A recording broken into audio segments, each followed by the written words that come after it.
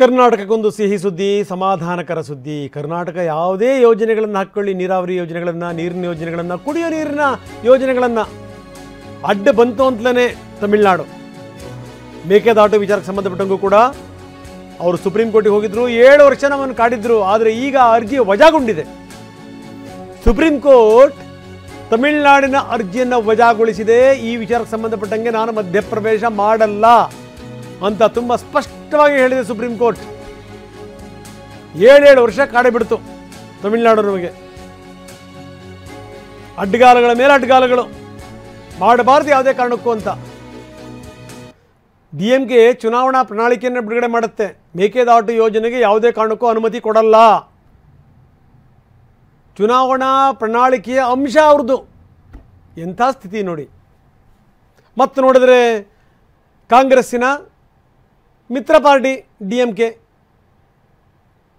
ಅನ್ನಂಗಿಲ್ಲ, ಅನುಭವಿಸಂಗಿಲ್ಲ. ಆದರೆ ಕರ್ನಾಟಕ ನಿರಂತರವಾದಂಥ ಪ್ರಯತ್ನ ಮಾಡ್ತಾನೆ ಇತ್ತು. 7 ವರ್ಷದಿಂದ ಹೋರಾಟ ಮಾಡ್ತಾನೆ ಇತ್ತು. ಅಂತೂ ಇಂತೂ ತುಂಬ ಸ್ಪಷ್ಟವಾಗಿ ಸುಪ್ರೀಂ ಕೋರ್ಟ್ ಹೇಳಿದೆ, ಈ ವಿಚಾರಕ್ಕೆ ಸಂಬಂಧಪಟ್ಟಂಗೆ ನಾನು ಮಧ್ಯಪ್ರವೇಶ ಮಾಡಲ್ಲ, ಅರ್ಜಿಯನ್ನು ವಜಾಗೊಳಿಸ್ತಾ ಇದ್ದೀನಿ. ತಮಿಳುನಾಡಿನ ಅರ್ಜಿಯನ್ನು ಸುಪ್ರೀಂ ಕೋರ್ಟ್ ವಜಾಗೊಳಿಸಿದೆ. ಬನ್ನಿ, ನಮ್ಮ ಪ್ರತಿನಿಧಿ ಹರೀಶ್ ನಮ್ಮೊಂದಿಗೆ ಈಗ ನೇರ ಸಂಪರ್ಕದಲ್ಲಿದ್ದಾರೆ. ಹರೀಶ್, ನಿಜಕ್ಕೂ ಸಮಾಧಾನಕರ ಸಂಗತಿ, ಸಂತೋಷದ ವಿಚಾರ ಇದು. ಯಾಕಂದರೆ 7 ವರ್ಷ ಈ ತಮಿಳುನಾಡು ಕಾಡದಂಥ ರೀತಿ ಇತ್ತಲ್ಲ, ಈ ಶತ್ರು ರಾಷ್ಟ್ರಗಳೂ ಕೂಡ ಕಾಡಲ್ಲ, ಹಂಗೆ ಪಕ್ಕದ ರಾಜ್ಯ ಹಂಗೆ ಕಾಡೇ ಬಿಡ್ತು. ಈ ಪಾಕಿಸ್ತಾನ ಭಾರತಕ್ಕೆ ಕಾಡುತ್ತಲ್ಲ, ಆ ರೀತಿ ಇದ್ರ ಕಾಡಾಟ. ಒಂದು ಸಣ್ಣ ಯೋಜನೆಗೂ ಕೂಡ ಅಡ್ಡಗಾಲ ಹಾಕೋದು. ಹೋಗಿ ಅವರು ತುಂಬ ಚೆನ್ನಾಗಿ ತಮಿಳ್ನಾಡು ಏನು ಮಾಡುತ್ತೆ ಅಂತಂದರೆ ಸುಪ್ರೀಂ ಕೋರ್ಟಿಗೆ ಹೋಗಿ ತುಂಬ ಚೆನ್ನಾಗಿ ವಾದ ಮಂಡಿಸುತ್ತೆ. ಎಡವಟ್ಟುಗಳಾಗ್ತವೆ, ಎಡವಟ್ಟುಗಳ ಮೇಲೆ ಎಡವಟ್ಟುಗಳು. ಆದರೆ ಇಲ್ಲಿ ಹಂಗೆ ಆಗಲಿಲ್ಲ. ದೇವ್ರ ದಯೆಯಿಂದ 7 ವರ್ಷ ನಿರಂತರವಾದಂಥ ಕರ್ನಾಟಕದ ಹೋರಾಟ ಇದೆಯಲ್ಲ, ಅದು ಫಲ ಕೊಟ್ಟಿದೆ. ಅಂತೂ ಇಂತೂ ತಮಿಳುನಾಡಿನ ಅರ್ಜಿ ವಜಾಗೊಂಡಿದೆ. ಮುಂದೇನು? ಹೌದು ರಂಗನಾಥ್, ಸುಪ್ರೀಂ ಕೋರ್ಟ್ನಲ್ಲಿ ಮೇಕೆದಾಟು ವಿಚಾರವಾಗಿ ಕರ್ನಾಟಕಕ್ಕೆ ಒಂದು ಮಹತ್ವದ ಗೆಲುವು ಸಿಕ್ಕಿದೆ. ಈ ಮಹತ್ವದ ಗೆಲುವು ಕರ್ನಾಟಕಕ್ಕೆ ನಿಜಕ್ಕೂ ಕೂಡ ಬಹಳಷ್ಟು ಅಗತ್ಯವಾಗಿತ್ತು. ಯಾಕಂತಂದ್ರೆ ಸುಪ್ರೀಂ ಕೋರ್ಟ್ನಲ್ಲಿ ಮೇಕೆದಾಟು ಯೋಜನೆ ಆಗಲೇಬಾರದು ಅನ್ನುವಂತಹ ದೃಷ್ಟಿಯಿಂದ ತಮಿಳುನಾಡು ಅರ್ಜಿಯನ್ನು ಸಲ್ಲಿಸಿತ್ತು. ಅಂದರೆ 7 ವರ್ಷಗಳ ಹಿಂದೆ ಸುಪ್ರೀಂ ಕೋರ್ಟ್ನಲ್ಲಿ ಅರ್ಜಿಯನ್ನು ಸಲ್ಲಿಸಿತ್ತು. ಅಲ್ಲಿಯವರೆಗೂ ಕೂಡ, ಈ 7 ವರ್ಷದವರೆಗೂ ಕೂಡ ಮೇಕೆದಾಟಿನ ಒಂದೇ ಒಂದು ಕೆಲಸಗಳು ಕೂಡ ಆಗ್ತಾ ಇರಲಿಲ್ಲ. DPR ಕೂಡ ಈಗ CWC ಯಲ್ಲೇ ಬಿದ್ದಿತ್ತು. ಅಂದರೆ ಸೆಂಟ್ರಲ್ ವಾಟರ್ ಕಮಿಷನ್ ನಲ್ಲೇ DPR ಕೂಡ, ಕರ್ನಾಟಕ ಸಲ್ಲಿಸಿದಂಥ DPR ಬಗ್ಗೆ ಯಾವುದೇ ರೀತಿಯಾದಂತಹ ಚರ್ಚೆಗೂ ಕೂಡ ಅವಕಾಶವನ್ನು ತಮಿಳುನಾಡು ಕೊಡ್ತಿರ್ಲಿಲ್ಲ. ಹೀಗಾಗಿ ಕರ್ನಾಟಕ ಕೂಡ ಸುಪ್ರೀಂ ಕೋರ್ಟ್ನಲ್ಲಿ ಮನವಿ ಮಾಡಿಕೊಂಡಿತ್ತು, ಆದಷ್ಟು ಬೇಗ ಈ ಅರ್ಜಿಯನ್ನು ಇತ್ಯರ್ಥಪಡಿಸಿ ಅನ್ನುವಂತಹ ಮನವಿ ಮೇರೆಗೆ ಸುಪ್ರೀಂ ಕೋರ್ಟ್ ಈ ಒಂದು ಅರ್ಜಿಯನ್ನು ವಿಚಾರಣೆಗೆ ಕೈಗೆತ್ತಿಕೊಂಡಿತ್ತು. ಇವತ್ತು ತಮಿಳುನಾಡು ಸರ್ಕಾರದ ವಿರುದ್ಧ ಅಸಮಾಧಾನವನ್ನು ಕೂಡ ವ್ಯಕ್ತಪಡಿಸಿದೆ. ಈ ಒಂದು ವಿಚಾರವಾಗಿ ನಾವು ಮಧ್ಯಪ್ರವೇಶವನ್ನು ಮಾಡೋದಿಲ್ಲ, ಈ ಡ್ಯಾಮ್ ಆಗಬೇಕೋ ಆಗಬಾರ್ದು ಅನ್ನುವಂಥದ್ದನ್ನು ಸುಪ್ರೀಂ ಕೋರ್ಟ್ ನಿರ್ಧಾರ ಮಾಡೋದಕ್ಕೆ ಆಗೋದಿಲ್ಲ. ಇದನ್ನ ನಿರ್ಧಾರ ಮಾಡಬೇಕಾಗಿರುವಂತವರು CWMA ಮತ್ತೆ CWC ಅಂದ್ರೆ ಸೆಂಟ್ರಲ್ ವಾಟರ್ ಕಮಿಷನ್ ನ ತಜ್ಞರು ಈ ಒಂದು ಡ್ಯಾಮ್ ಆಗಬೇಕು ಆಗಬಾರ್ದು ಅನ್ನುವಂಥದ್ದನ್ನ ಅವ್ರು ನಿರ್ಧಾರ ಮಾಡ್ತಾರೆ. ನಾವಿಲ್ಲಿ ಕುತ್ಕೊಂಡು, ಈ ಪೀಠದಲ್ಲಿ ಕುತ್ಕೊಂಡು ಡ್ಯಾಮ್ ಆಗಬೇಕು ಆಗಬಾರ್ದು ಅನ್ನುವಂಥದ್ದು ನಿರ್ಧಾರ ಮಾಡೋಕೆ ಆಗೋದಿಲ್ಲ. ಹಾಗಾಗಿ ನಾವು ಮಧ್ಯಪ್ರವೇಶ ಮಾಡೋದಿಲ್ಲ ಅನ್ನುವಂಥದ್ದನ್ನ ಹೇಳಿರುವಂತಹದ್ದು. ಈಗ ಮೇಕೆದಾಟು ಯೋಜನೆಯ ಚೆಂಡು ಈಗ CWC ಅಲ್ಲಿ ಈಗ ಹೋಗುತ್ತೆ.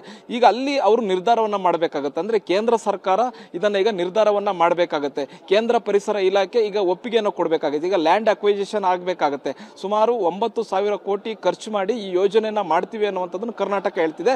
ಸುಮಾರು 400 ಮೆಗಾವ್ಯಾಟ್ ವಿದ್ಯುತ್ ಉತ್ಪಾದನೆ ಆಗುತ್ತೆ. ಈ ವಿದ್ಯುತ್ ಉತ್ಪಾದನೆಯ ಲಾಭವನ್ನ ತಮಿಳುನಾಡು ಕೂಡ ಪಡ್ಕೊಳ್ಬಹುದು. ತಮಿಳುನಾಡು ಕೂಡ ಈ ಯೋಜನೆಗೆ ಹಣವನ್ನ ಹಾಕಬಹುದು ಅನ್ನುವಂಥ ನಿಟ್ಟಿನಲ್ಲಿ ಕರ್ನಾಟಕ ಒಂದಷ್ಟು ಮಧ್ಯಸ್ಥಿಕೆಗೆ ರಾಜಿ ಮಾಡಿಕೊಳ್ಳಿಕ್ಕೆ ಪ್ರಯತ್ನವನ್ನ ಮಾಡಿದ್ರು ಕೂಡ ತಮಿಳುನಾಡು ಬಗ್ಗಿರಲಿಲ್ಲ.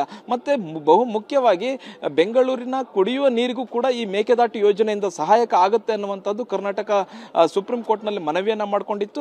ಈಗ ಸುಪ್ರೀಂ ಕೋರ್ಟ್ನಲ್ಲಿ ಕರ್ನಾಟಕಕ್ಕೆ ಗೆಲುವು ಸಿಕ್ಕಿದೆ. ಮುಖ್ಯವಾಗಿ ತಮಿಳುನಾಡಿನ ಆತಂಕ ಏನಾಗಿತ್ತು ಅಂತಂದ್ರೆ, ಕಾವೇರಿ ನೀರಿನಿಂದ, ಕಾವೇರಿಯಲ್ಲಿ ಹರಿದು ಬರತಕ್ಕಂಥ ನೀರೇನಿದೆ ಅದಕ್ಕೆ ಅಡ್ಡಲಾಗಿ ತಮಿಳುನಾಡಿಗೆ ನೀರು ಬರದೇ ಇರೋ ತರ ಕರ್ನಾಟಕ ನೋಡ್ಕೊಳ್ಳುತ್ತೆ.